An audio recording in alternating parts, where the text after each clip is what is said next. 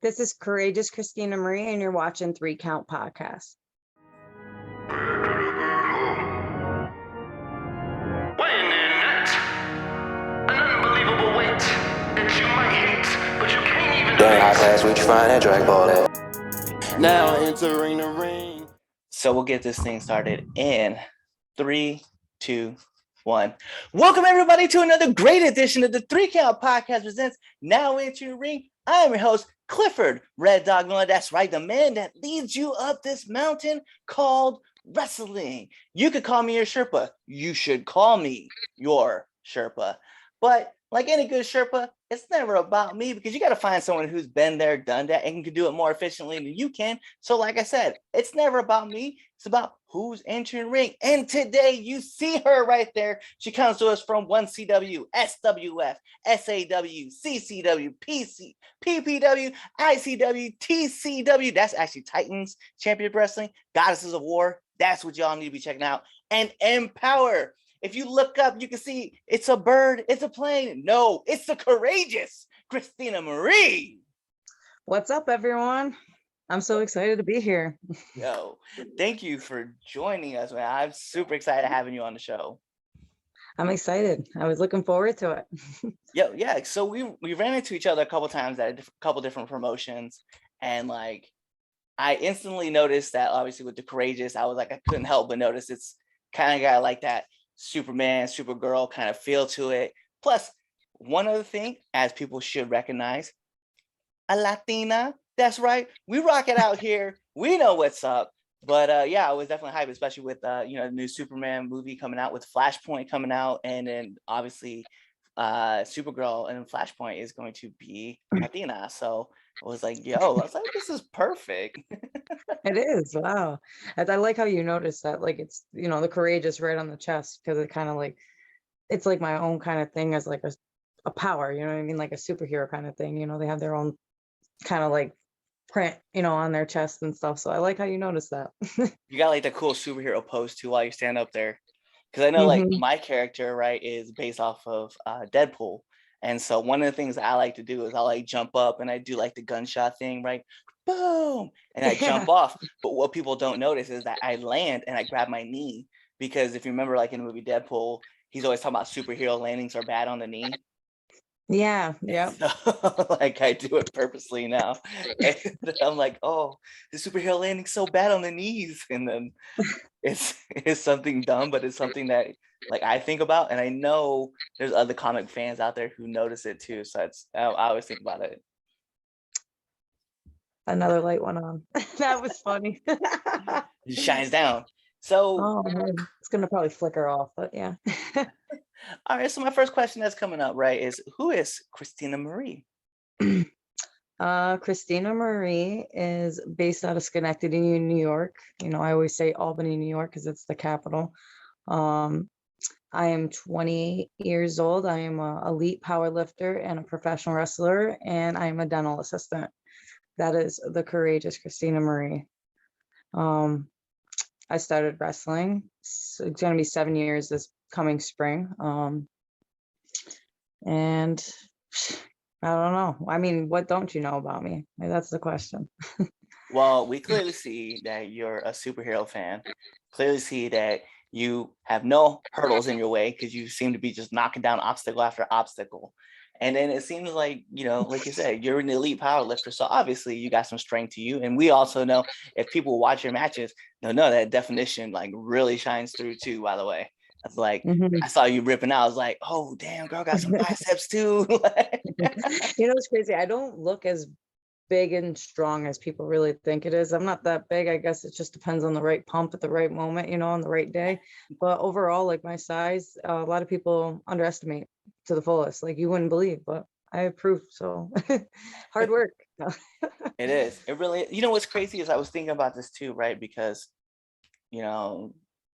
as a Latino myself and getting into the business and getting into the sport and getting to work, push, like for you, I could only imagine like the kill is like crazier to climb, right? So talk to me about it. Like, what does it mean to be a Latina in the sport? And then what does it mean to be a woman who's a Latina in here as well? It's so funny. I'm going to come down crashing. I'm not Latino. What? I don't believe. I don't believe. I literally, when you said it, I go, Yeah, we're oh, not gonna do that. I'm Italian, I'm Irish, and I think I have something else. I'm not sure. I've always wanted to do those tests, to find Yeah. out. But I'm Italian and Irish, more Italian than Irish. So, and everyone thinks Listen, I'm Hispanic, Latina, everything, especially with my skin complexion and stuff. And then especially with kind of like the way I look, I always get that. People like you're like, no way. You got to go get the test. no. Listen. Well, okay, yeah. Anyway, you're Italian, all right? It's Latin. We're all the same. We all come from one world. Let's be Sicilian. real. That We was so changed funny. I was some like, oh, here we words. go. But overall, as a women in the business, it's a lot tougher on us, and then especially with like, I think there was a podcast that I seen with Renee and Mercedes Martinez recently talking about the shelf life thing, and it's very hard. Like for me, I'm 28, 29 years old. I've gotten a lot of looks recently and confirmation, but the age really got me out of that box. You know what I mean? So like, it just sucks. But overall, women's wrestling has gotten what's the word that no one's ever used? It's changed. It's compared to back in the day where it used to be more symbolized in sexual kind Yeah. of way and looks and stuff like that. We're real athletes. We go out there, we work as hard as the guys, so it's, I think if anything, I think women's wrestling is more popular now than most men's wrestling, and that's just how I think about it, how I see it. So I have to agree. And I was talking about this on another episode, and I've also brought it up with my mom, because my mom's from Panama, so like, oh, wow. and so we were talking about women's wrestling, and when I brought it up that my daughter might end up being a female wrestler, she was just like, she had it locked in her mind, Sensational Sherry and Woman and like Sable and Yep. Luna, right? But I was like, if you're not paying attention to the women who are wrestling now, you're missing like the bigger chunk of how fast women's wrestling not only grew, but like evolutionized in that same period. I was like, And actually, like the same opportunities men have, cage matches, you know what I mean? right. All that stuff is insane. And Tag team belts. right. And in a shorter amount of time. I mean, think about it, like how like wrestling has been around for a long time, right? But our first Hell in a Cell match wasn't until like 1997, right? Shawn Michaels and Undertaker. But if Yeah. you look at the women's real evolution, right? And we can accumulate it to like the WWE part with the Four Horsemen. Yo, they got theirs in like 2017. I was like in a snap. Yeah, And it was like like you said, in a snap. It was quick. Thinking about yeah. it, 1997. Wow. And then you get to see like promotions out there that are like women run, right? So like Mission Pro Wrestling, right? Like Mhm. Thunder Rosa is just doing amazing things, like pushing forward. CCW, another one that's like tearing it up. Goddesses of War with Titan. Like there's so many promotions that are just focused on the female wrestling side that you can see the evolution, and you can see like there's some badass women out there who are like in this sport right now that's just kicking ass and chewing bubble gum and then running out of bubble gum. Yep, it's true. You got to kick ass and just keep going. You got to keep pushing. You know what I mean? Even when you're tired, or even when you're doubting yourself, or even when you feel low about some things in your particular match or your certain places, when you're on to the next show, you know what I mean? You got to keep it going. You know what I mean? That's the only way to, got to work, work. Yeah, press. So I'm curious though, how did you get into the sport? Actually, I wasn't like a big fan growing up until I was probably like, honestly, like right before my 20s. I started becoming like not a fan, but watching it. So originally I wanted to do UFC. My father begged me not to, and stuff like that. So then I ended up weightlifting, and then I did competitive powerlifting, and I stuck with that for a while. Found a school that was open nearby, Extreme Wrestling Alliance out of Albany. It's spelled with an X, not the one that's, yeah. So I always say that. And I started going there, and I got trained there. I got trained by Shockwave the robot. Even though he doesn't like me too much. No, I'm just kidding. He's a tough he's a tough one, and whatever. But I started going there, and I fell in love with it. I hit the ropes. I took my first bumps, and I was a big adrenaline junkie, if you say. Like I always was climbing trees. I was always jumping off my bike. Like I was always doing stuff that was going to result into kind of hurting myself or doing things that people would be scared to do, like knocking the wind out of myself. So I ended up doing that. And I fell in love with it in 2015, 2016. And that's where it all started. It was like something that I tried and I didn't think I was going to like as much. And I ended up just falling in love. So that's how it started off right there. So I can always say that it was what got me there to the gym that I was training at was actually my boss at the shoe department. He was working out at this gym in Albany. He said, it's badass. You like it, kid, blah, blah, blah. You should go check it out. So I checked it out. I worked out with him and Rick Recon a few times because they were friends. And that's when Rick found the school. And I said, go check it out. And I found it and I checked it out. And ever since then, that's where the roots have grown. So that's where it started. No, I like it though. And it's kind of cool that you got into it kind of later, like into, you know, in your 20s. Like most people are like, I've been a fan my whole life. Like I was one of those people, like I've been a fan my whole life. So it's kind of cool to see. But it's funny because you keep talking about the shelf life of things.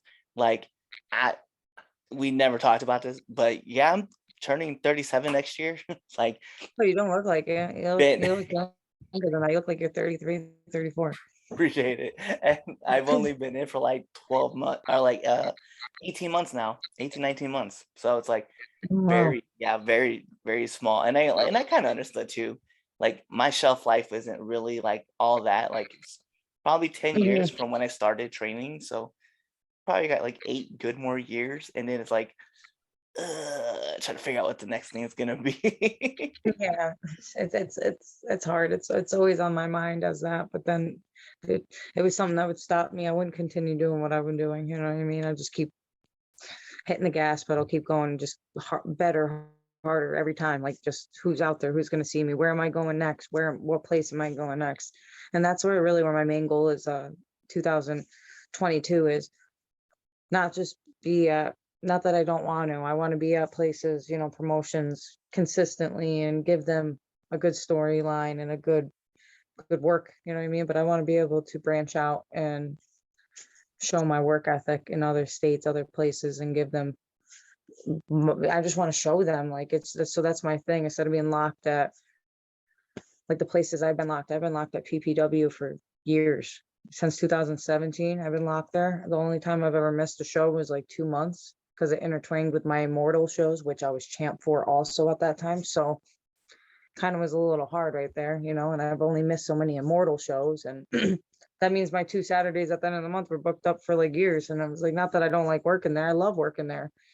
I need them to miss me. You get what I'm saying? I need the fans to miss me. So, and I want to go other places. I want to branch out to the West, you know what I mean? And get my chance to go to Canada and stuff like that. So that's my main goal in the beginning of the year. And it's kind of hard right now with everything that's going on with like the new strand and stuff like that. And now there's mask mandates here, supposedly. I guess in most places you're not supposed to walk in without a mask. So who the hell knows where this is going to go, you know? No, I understand because like I know I made it my goal for 2022, right? It was like I want to wrestle in like 5 different states that I haven't been in yet. So that's like the top one. But the big one, right, and it's the one that sits over my head like the most, it's probably the one that's eluding me, is I wanted to appear on AEW Dark. Like by October. Like that's the biggest one. Now you guys get to know that too. Because only one other person knew that goal that wasn't involved in my inner circle. Oh, there you go. Spill the beans. Spill the beans. Now you guys all get to see behind the curtain. Yeah. So talk to me about one of the worst bumps you've taken. Well, it's so funny because I was at my friend's house the other day and I popped up my cage match with Holiday, but that's not my worst bump. I just remember that when I gave her the rock bottom off the top rope, this one arm should have been more flat for me to land. I landed like this, and this elbow actually took my elbows are screwed. Let's face it, like between weightlifting and then also wrestling. You know what I mean? So like I hurt my elbow. What's the worst bump?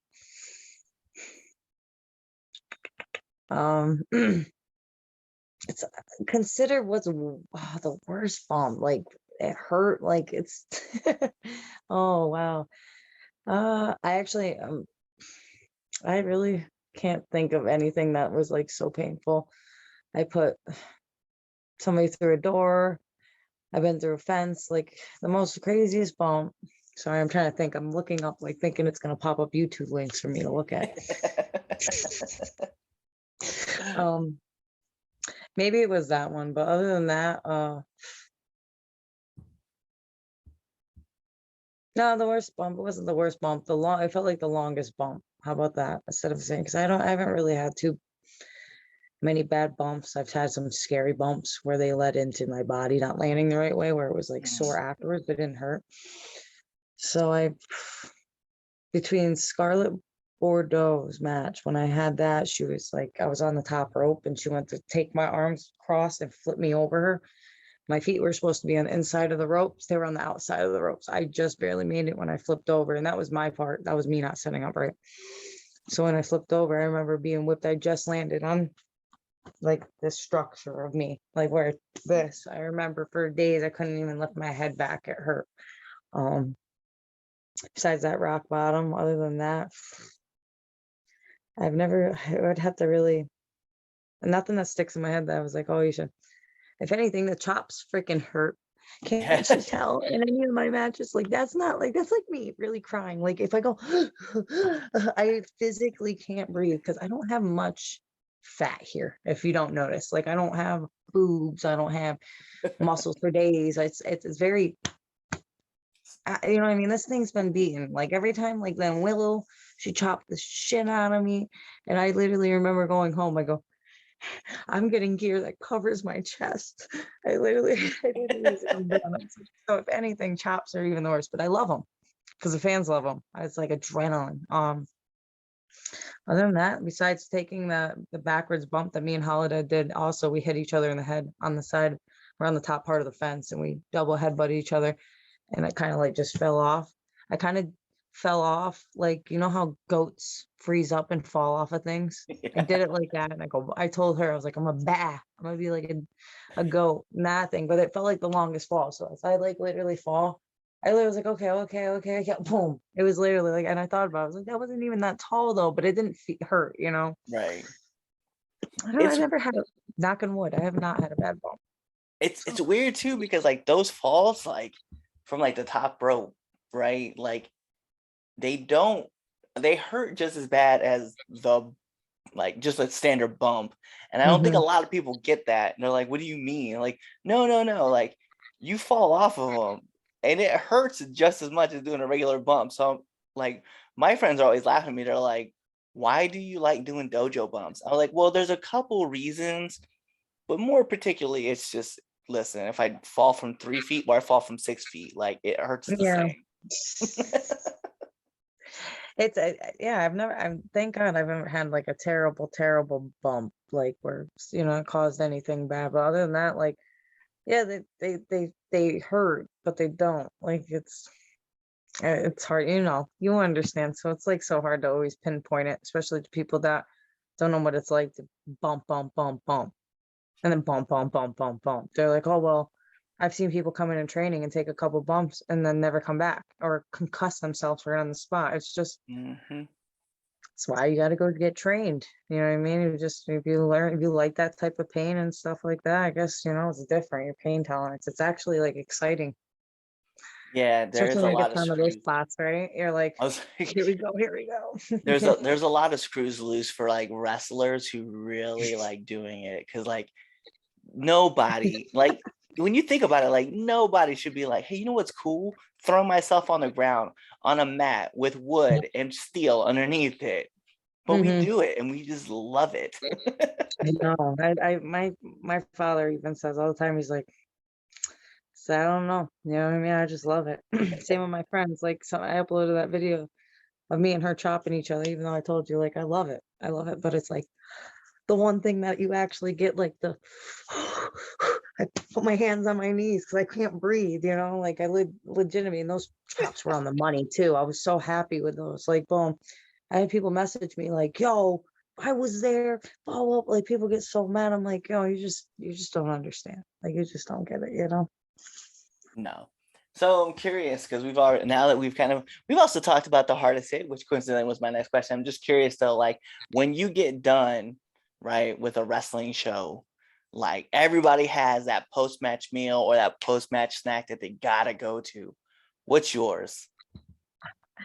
There's like a few different things. I love chocolate. It's like my reward. Um, I love cookies. Like that's like my good cookie. It's like good cookie, like kind of thing. Especially because it's my favorite snack. Between cookies and chocolate, that's my go-to. Anything that's like remotely chocolate. I like gummies and stuff like that, but most of the time after my match, that if I'm definitely meal prepping, I usually have this aminos that I have that tastes just like it's a candy, but it's not, and it has no sugar in it. It's like it kind of like reversed me, but it'd say chocolate chip cookie is number one. Like I always have cookies. If not, I know that there's cookies there, or I stop at the gas station and get one of them. So they're like the best. So it would be a cookie. Nice. So it's funny because like pre-show, I've been catching myself like with a tradition now of like having like gummy bears. Like and people see me all the time. Like I just have like a pack of gummy bears. I'm just like going and I'll have like a couple and I'm like, all right, I'm feeling pretty good. And I did it. Gummies. Yeah, it started randomly at because I was listening to Jim Stepani and Jim Stepani was talking about like getting sugars in before you go to the gym, right? Whether it's like pixie sticks or gummy bears. There's another one in there he picked out, and I was like, well, I love gummy bears. Now I have an excuse to like buy a pack, and instead of having a Oh boy. instead of having a pre-workout snack, I'm just legit have like a handful of like gummy bears, which is usually about like, and I'll be real with people, I count them like 8 or 9, and then I'm just like go to the gym and work out. But I think about it all the time. So what ended up happening, I brought him one day to a show and I was just eating them, right? And I had a really good match. So I was like, let me do this again. And like pretty soon I found myself getting more confident. So I was like, I'm grabbing like gummy bears. I'm just like snacking on them. Oh, no. Become my tradition now. So I was like, all right, this is clearly gonna be a pregame thing. See, the cookie wouldn't be, see, the pregame, the thing for me right before a match, I would have to be is I can't drink a lot of water before I go out. So my thing is I cut my I drink a bottle of water. So if I the show time 4 o'clock, and then the show don't start till 6, 7 o'clock, I would start at when I get there, specifically only drinking one bottle of water until I'm done with my match, because too much water in my stomach, too much, acid reflux. It bothers me every time, regardless of my diet. It's been a thing that I did. It's not like I'm gonna be like so thirsty when I'm out there, it's like too much in my stomach. And then if someone hits me in the stomach or gives me a move a certain way, or it's like the worst thing in the world, because half my diet is not, what I mean, I taste my seasoning that I use for my like it gets so bad. So I cut that out, but it's usually gum. Honestly, like my favorite is like a certain type of gum. It definitely helps. Well, there you go. So, all right. So we've talked about the post-match snack and stuff like that, but I'm curious, like, what's one of the hardest lessons you've had to learn? In life, for wrestling. You know what? Why not both? No, just do wrestling. I was like, why not both? Because I think anyone could name a whole list if it came down to like,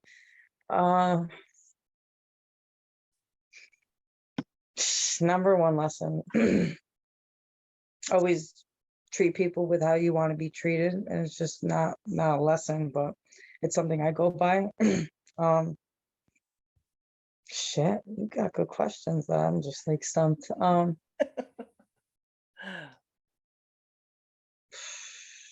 Number one lesson in wrestling. I couldn't even think of it now. Like, depending on like what lesson. I'm trying to think of what my trainer would have said to me. Like if I said, what lesson? You know what I mean?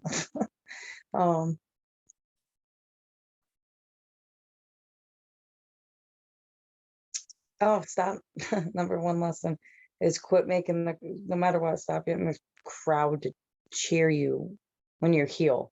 Like I have to still do no matter what. If I have to still go further along being a heel, to really get them to dislike me, I gotta take that lesson. I gotta keep learning. I gotta keep reminding myself that, because for some reason when I'm a heel, sometimes it's really hard to get everybody to hate me. It's been a thing. It's always been a thing at PPW. It's been a thing even at like I went to ESW for Niagara Falls like last month, and I had to be a heel, and still I had people cheering me, especially because I'm wearing Bill's colors. First off, Right. my gear red, white, and blue. You know what I mean? Blue, white, and red. You know what I mean? So it was very hard for me to get them, and I tried doing everything I can by even without cursing, like trying to do everything to an extent, and then without like getting in someone's face, so I don't break that contact too, because everything that's going on. So then I was just like that. So another lesson learned. My trainer said he'd see my match, and he goes, you know what I mean? Like he bring me a new asshole. Let's just say that. Excuse me, but You're he fine. did. But he's the one that has. But at the same time, it's good to hear from him, because I haven't heard from him in a while, and he like told me this, so it's something that like it was almost like a lesson. It was like a big smack, like a smack to me. And it was like, hey, did you forget? Do you forget heels do holds? You forget, like he refreshed my mind, which I've been so busy working with everything else in my shoot life, like it's just been very hard. So like for that, it was actually like good productive criticism, but it was a lesson. It was another lesson I needed to refresh and be relearned. Like I had to be re brought up, So Yeah. that's what I would say. That got deep into it. So that No, makes I sense. like that though, because like you guys always remember like one to refresh yourself, right? That's always like great to do. And then two, Yeah. like yeah, like certain heels do just certain things, right? So like you put on like that rest hold and you just keep it for like an awkward amount of time. And then you can feel like the crowd like You want to annoy them. It's pretty much what it is. So I'm just so used to, I think because I was face for so long, and then when I'm heel, I could really heal it up. If it's too easy for me to be a heel and they already cheering them and booing me, I still don't bring it to the next level as heel to really heal it up. I just stay, okay, accomplished. That's it. Just finished. Like it was more like that. Like, not that I'm thinking that, but right. now looking at it kind of is like that. And I'm like, okay, whoa, like it always learning, always critique. I always take it and learn. So one of my favorite things to say is that you got to be a white belt for life. So it's true. So I'm curious, let's get into it. Like I'm pretty sure you get this question asked all the time, but what kind of advice would you give to up and coming wrestlers? Stay focused. You're going to get discouraged. You're going to really hate yourself at times. You're going to think failure, but hard work pays off. You're going to have to do things 1,000 times if you're going to have to remember it, make it look great, and then move on to the next thing to learn. Now, my thing for advice is, when I was being trained, I had the hardest times remembering certain things or mixing things up with other things. But my athleticism was there. I could do them. I just had to figure out what was what. I got discouraged. I got talked down to. I was the only female that graduated from there and stayed to it after everything I've been through there. And it's like hard wrestling. Like it was just like great, and then all my friends didn't believe I was going to make it. So when I mean by you got to just keep working, you know what I mean? You got to be teachable. You got to be taught, you got to be able to learn. It's not going to be, like you get a cash register job, you get the cash register down, boom. No, it's you're going to keep learning. Like, look at me, 7 years. Like, maybe if I started off sooner, there's people out there that are in WWE. There's people that are signed to AEW. There's people still learning, still training every day. Like, they fit it in their schedule. They're still learning new things. They're still critiquing little things that you don't even acknowledge that are wrong. Like the right people, the right stuff. So just keep working. Like, don't give up on yourself. Because if you can give up on yourself on this, what else are you going to give up on if that's really what you love to do? Like, I love doing it. If I don't get nervous, anxious, excited, and like all weird feeling going to a show, doing what I love to do, I'm almost 7 years into it. If that feeling ever goes away, I told myself I'd walk away. Because there's no passion for it. You know what I mean? But if you love it, chase that chase that high, that fire, that desire. It's priceless. It's so spiritual at the same time. It's just within. It's what's deeply in within and what you're giving out. So if you don't have that desire, just find something that will have your desire. But whatever it is in wrestling, your life, your love life, everything else, you know what I mean? Just keep working towards it. You know what I mean? Just bust your ass. I love it. I love it. It's just good life lessons too. If you don't have a passion for it, you got to leave it. Like that's just Yeah. necessary. So my next question for you, because you've been around a lot of different locker rooms, I need one do and one don't of the locker room. Shake everybody's hand when you walk into a room and acknowledge them. Be professional. You know, regardless of who you are, what you are. If somebody doesn't do it first, if somebody else doesn't do it first and they don't acknowledge it, still say hello, acknowledge each other. That's what you should do. 100%. And that's still what not to do is interrupt somebody when they're talking without, you know what I mean, being able to present yourself the proper way. Like people think that they could just always interrupt people or do that and then also cause heat with that person because they didn't want to stop what they were doing in front of other people. So I think that that's the current thing of don't. But if I had to say the main thing of don't do is don't cause drama. Don't be unprofessional. Like I really hate that. Like I don't know. I've been in locker rooms. I treat people how I would want to be treated. I treat with respect. I get respect out of it. If you don't respect me, I don't respect you. Doesn't mean I want beef or with you, but damn well, if you go to put your hands on me, it'd be a different story. But other than that, it's just business is business, professional is professional. You know what I mean? Facts. Women and men are hard in the business, especially a lot of women. Like a lot of women are very judgmental. You know what I mean? Me, I never judge a book by its cover. I mean, we all do have judgmental things, but doesn't mean like I'm gonna hold that judgmental things and fucking hate them for it, you know? Like, you know what I mean? So it's just like I think a lot of girls do that. A lot of girls do that with me. Like they have a certain opinion about me and this and that. But when have I ever done anything unsafe, unprofessional? I mean, there's been some girls that went around and said I purposely tried to hurt them. If I purposely ever tried to hurt somebody, I would be not in this business anymore because they wouldn't be wrestling. And that's what they don't understand, you know? But oh, are you still there? It's not Yeah, I'm okay. still here. And my thing popped up and it said like something about the so it's just a lot of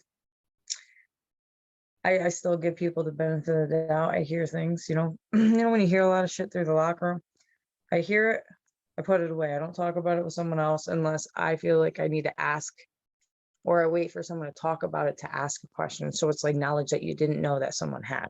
So if I heard some drama and then I'd wait to hear somebody else, but sometimes I won't even say anything. But if it's somebody like one of my I only have three people on my hands that I actually would talk about the drama and the wrestling. And other than that, when I'm around other people, it's just like, you know, don't take somebody else's information and go chat about it with someone else. Say I would listen to somebody and I'd keep it to myself until somebody else would be like, oh, hey, did you hear this? Or I'd go blast it on Facebook, then everybody else is talking. So now it's an open conversation. Right. So don't take someone else's information and spit it here. You have no right to have that information to be spit out unless it's publicly out there. You know. But, I like it. I like it a lot. I ramble a lot. That's fine. I'm not worried about it. This show is not about me, it's about you. So you get to talk about what you want to talk about. So let's not play that game. But those are all my heavy hitting questions, but we do got to get into the second best segment of the 3 Count podcast. People got to ask me, what's the first? I tell them it's the Red Dogs Power Rankings that you can find on our debate shows. Currently, we're on hiatus, so that doesn't matter. But you guys can go check out our past episodes and see some of the matches I ranked. But this is the 3 Count podcast, 10 count questions. And Christina, this is how it's going to work. I'm going to fire off 10 questions at you, rapid fast. Whatever's your answer, that's your answer. Just going to go blah, blah, blah. Okay. So we're going to put on the imaginary timer for added pressure. Bing. And here we go. SmackDown or Raw? Raw. Favorite color? Red. PlayStation or Xbox? Xbox. Favorite movie? Shit. No, not the movie. I don't know what I said last time I lied. I said Lord of the Rings. I don't even know.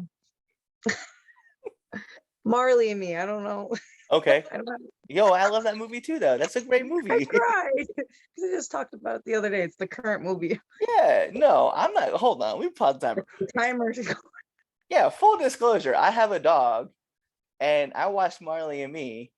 And like, I got so teary eyed. Like, I called for my dog and my dog jumped on the bed and I cuddled up with him because I was like, yo, this is going to be you one day. Like, I knew. So, I yeah. changed my answer, even though that made me cry. But it's crazy because it's Christmas time. Jingle All the Way is going to be my favorite month movie. Okay, right now, Okay. Jingle All the Way. I can take that. All right. Turbo Man. Turbo Man. Android or Apple? Android. Favorite submission? Camel Clutch. Let's go. Homer Simpson or Peter Griffin? Peter Griffin. Favorite podcast? Oh man. The 3-Point Podcast. Hey, she said a 3-count podcast. Okay, 3-point. Listen, the 3-point podcast is a good podcast too, right? I appreciate the coverage. Count. I literally should have just wrote it on a sticky note right here. The 3-count, yes. 3-point. That's also a good podcast. I love when it covers Curry's 3-point shots. Oh. Nominate one person that you want to see on this podcast. Ali Rex. Hey, hell yeah. Yeah. And last but not least, my favorite question to ask every single person that comes on this podcast. Favorite curse word? Fuck. Yo. Can't you tell? Oh yeah, it's a great word. I think we've talked. I think we've had a couple conversations. I think it was. Yeah, and then like what's so funny is like you'll apologize about it. I'm just like, I don't know who you're apologizing to. It's definitely not. Like... Well, you talked to me after the match, I think at SWF, and at that point I was like, home, and then I seen you out there, and it was just like, oh, it's funny. But yeah, that's my favorite word. That I the funny thing is like my wife is from the Northeast as well, and then I'm military, so I was like, and my dad was former military, so I was like, whatever, man. Like I curse like there's no tomorrow. I don't worry about it. So, Right. but that is all. That is all my questions that I have for you. The last thing I just need is for you to let our listeners and our viewers know where they can find you. You can find me on Twitter. It's a PowerStrongXO. You can look me up on Instagram. It's ms__ Christina Marie. And on Facebook, you could type in Courageous Christina Marie. And on YouTube, also type in Courageous Christina Marie. There's my YouTube channel. I upload everything frequently, as long as I'm allowed to upload the matches that aren't on Title Match Network and, IWTV and all that stuff. So that's where you can find me. So that's it. So we just gotta take this home. And so you know what that means. That means this is the 3-Count Podcast presents Now Entering. And like I said, I'm your host, Clifford Red Dog Miller, the man that leads you up this mountain called wrestling. And that's right, you can call me your Sherpa. You should call me your Sherpa. But like every good Sherpa, you have to have one who's been there, done that, and can do it more efficiently than I can. That's why it's never about me, but it's about who's entering the ring. And today you see her right next to me, the not Latina, only Italian, Christina Marie, and you guys know what to do. Tune into the next episode and be there, or you just wait for this episode to end. You wait for that outro, and you choose another episode to listen to. Peace. What's going on, 3-Count Nation? I'm Clifford Red Dog Miller with the catchphrase. But what I really want you to do right now, go to twitter.com, right? Go over there, find us at the 3count_pod, give us a follow, give us a like, give us a comment. We want to talk to you guys. Go to IG at the 3Count Pod, give us a like, give us a follow, leave us a comment. We want to interact with you. Go to youtube.com, give subscribe, turn the bell on, turn the notifications, leave a comment. We want to talk to you. Go to anchor.fm/the 3 Count Podcast, and in there, you can leave us a message, and we will talk to you. Basically, what I'm trying to tell you is that we want to talk to you. We want to have fun with you guys, and we love listening to what you guys have to say. Also, one thing I need you to do for me, the 3 Count Podcast also has merchandise.